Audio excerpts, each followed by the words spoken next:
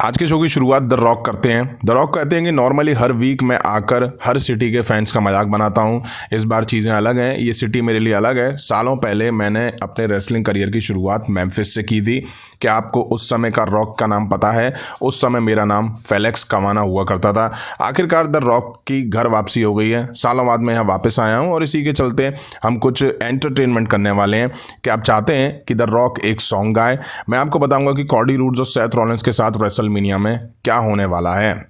अब the rock गाना गाते हुए बताते हैं कि रेसलमेनिया में कॉडी रूड्स और सेथ रॉलिंस के साथ क्या होगा। रॉक कहते हैं मैं कॉडी रूड्स और उसके दोस्त की हालत ख़राब कर दूंगा, यानी कि सेथ रॉलिंस की। यहाँ काफ़ी ज़्यादा ड्रामा होने वाला है और आपके पास रोने के अलावा कोई ऑप्शन नहीं होने वाला है। हम कॉडी रूड्स की माँ के बारे में बात करेंगे और जानेंगे कि किस तरह से कॉडी रूड्स का जन्म हुआ।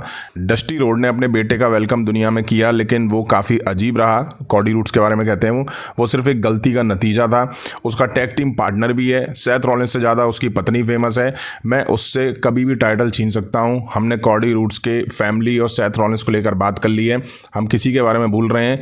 कॉडी क्राई बेबीज रह गए हैं। आपको लाइन क्रॉस नहीं करनी चाहिए कॉडी क्राई बेबीज, वरना आपको फाइनल बॉस काफ़ी दिक्कतों का सामना करना पड़ सकता है। द रॉक कहते हैं मैं कुछ बोलना चाहता हूँ। पिछले हफ्ते कॉडी रूड्स ने मुझे थप्पड़ जड़ा था। सभी ने इसकी आवाज़ सुनी और मुझे ये थप्पड़ फील हुआ। कॉडी रूड्स आखिर मैन बन गया है। द रॉक ने इसके बाद क्या किया? मैं उस समय हंसने लगा और मैं फैंस को देखना चाहता था कि कॉडी रूड्स किस तरह से रॉ पर अपना रिएक्शन देगा। अब कॉडी रूड्स के रॉ के प्रोमो की क्लिप स्क्रीन पर दिखाई गई। द रॉक कहते हैं कॉडी रूड्स रोने लगा, ये तेरे टाइटल किसी को नहीं दे पाएगा। कॉडी रूड्स, मैं तेरी माँ को एक मैसेज देना चाहता हूँ। आप द रॉक को नहीं जानते होगे, लेकिन आप जान जाओगी। कॉडी रूड्स ने रॉक से कुछ छीना है और अब इसका मैं बदला लूंगा। मैं और रोमन रेंस कॉडी रूड्स और सेथ रॉलिंस को हराएंगे। Undisputed WWE universal champion match में ब्लड लाइन रूल्स स्टिपुलेशन जुड़ जाएगी।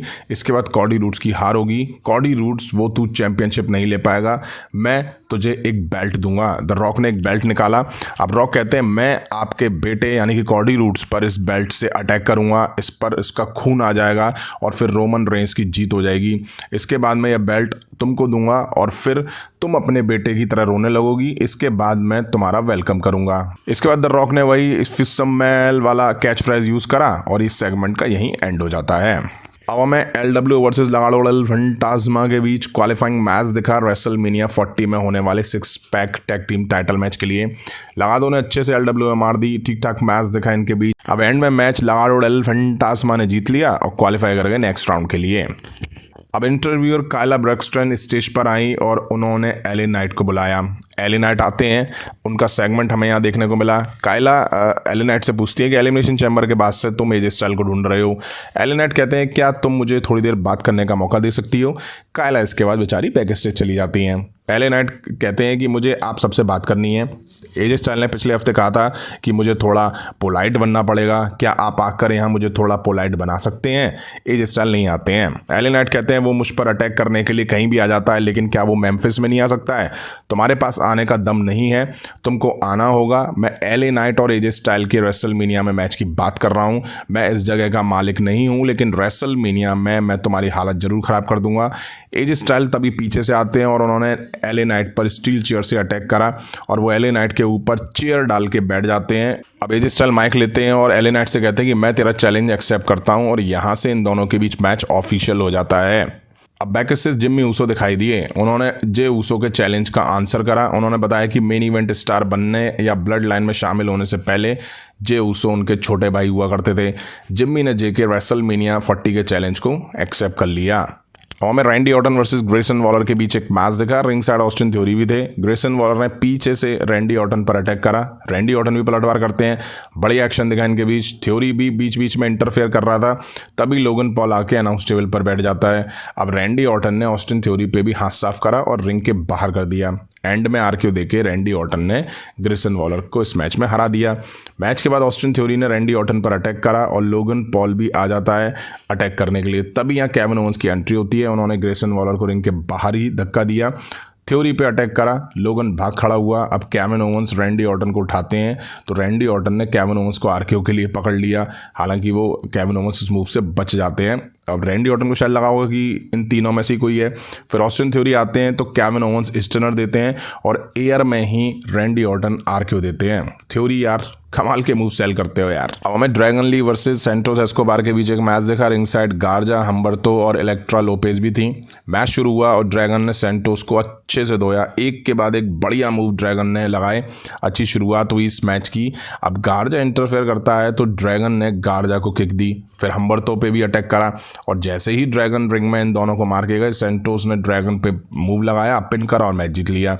मैच के बाद लगाडो डेल फैंटास्मा ने ड्रैगन ली पर अटैक करते हैं, तभी कार्लितो आके एलडब्ल्यूओ को पेलते हैं, बट सेंटोस पीछे से कार्लितो पर अटैक करते हैं। अब रे मिस्टीरियो आके सेंटोस एस्कोबार को कूटते हैं और 619 के लिए डालते हैं, हालांकि वो 619 से बच जाते हैं। रे मिस्टीरियो कहते हैं कहाँ भाग रहा है सेंटोस, याद है तूने क्या कहा था, तुम और मैं होने वाले थे, मुझे देना दो, वो क्या चाहिए तुझे। नेक्स्ट वीक 1-on-1 रिंग के अंदर मैं वादा करता हूँ ये जो तेरी स्माइल है झापड़ से उड़ा दूंगा। अब हमें प्रीति तितलियां वर्सेस कैच रिपब्लिक के बीच एक टैग टीम क्वालिफाई मैच देखा। पीट डन ने जो तितलियों को ओड़ा मरोड़ा है ना, वो देखने लायक था। अब तितलियां पीट डन को फंसाती हैं अपनी साइड। टाइलर ब्रेड इसके बाद तितलियों को चकरगिन्नी बना देते हैं। कमाल का एक्शन दिखा इनके बीच। एक टाइम के बाद तितलियां भी अच्छे से उड़ी और एंड में मैच कैच रिपब्लिक ने जीत लिया और क्वालिफाई कर गए नेक्स्ट राउंड के लिए। अब टाइम था बैले वर्सेस डकोटा काय के बीच मैच का। डकोटा काय के साथ ईओ स्काई, कायरी सेन और आस्का पूरी फौज मौजूद थी। बैल बजी और बैले ने वैसा पटक के डकोटा को कूट दिया। बैले ने अच्छे से खड़ा भी नहीं होने दिया डकोटा काय को। बैले काफ़ी एग्रेशन में थी, उन्होंने कहा आज तो सारा बदला लेके रहूंगी। बैले ने डकोटा की हालत ख़राब करके रख दी, बट आस्का इंटरफेयर करती हैं और डकोटा को मौका मिल जाता है। रेफरी ने देखा भी बट कुछ करने का ही नहीं है भाई। बैले ने अच्छे से मार दी डकोटा में। अब रिंग में ईओ स्काई टाइटल से मारने को लेकर घुस जाती हैं। रेफरी ये सब देख रहा था। अब डैमेज ने बैले पर अटैक कर दिया और मैच डिस्क्वालिफिकेशन की वजह से रुक गया। तभी नाओमी आती हैं और आके वो डैमेज की कुछ वुमेन्स में मार देती हैं, बट वो भी नंबर्स गेम में फंस जाती हैं और ईओ स्काई इसके बाद बैले पे मूनसॉल्ट लगाती हैं। यहीं आज का स्मैकडाउन का एपिसोड एंड हुआ। Roman Reigns, solo Sikoa, Paul Heyman नहीं दिखाई दिए। जिम्मी ऊसो दिखे बट वो बैक से छोटे से प्रोमो में दिखाई दिए थे। रॉक का प्रोमो ठीक ठाक था। उन्होंने एक बार फिर से सेथ रॉलिंस और कॉडी रूट्स को टारगेट करा। कॉडी रूट्स को लेकर के वो काफ़ी पर्सनल चले गए। फिर से उन्होंने वही बात रिपीट करी जो इससे पहले वाले वीक में रिपीट करी थी। शो ठीक ठाक रहा। वहीं रेसलमेनिया 40 में होने वाले 6 पैक टैग टीम मैच के लिए क्वालिफाई मैच भी हमें देखने को मिल रहे हैं। आज के इस एपिसोड में रेसलमेनिया 40 के लिए 3 मैच कंफर्म होते हुए दिखाई दिए हैं। अब यार शो 5:30 बजे से आता है तो जल्दी आँख खुलती नहीं है, क्योंकि अभी कुछ टाइम से शो 6:30 बजे से आ रहा था। अब कोशिश है 5:30 पे उठने की। आपको कैसा लगा आज का एपिसोड कमेंट करके जरूर बताइएगा। वीडियो यहाँ तक देखिए तो प्लीज़ लाइक करे बिना मत जाइएगा और चैनल पर नए हो तो चैनल को सब्सक्राइब करके जाइएगा। मिलता हूँ जल्दी नेक्स्ट वीडियो में। Thank you.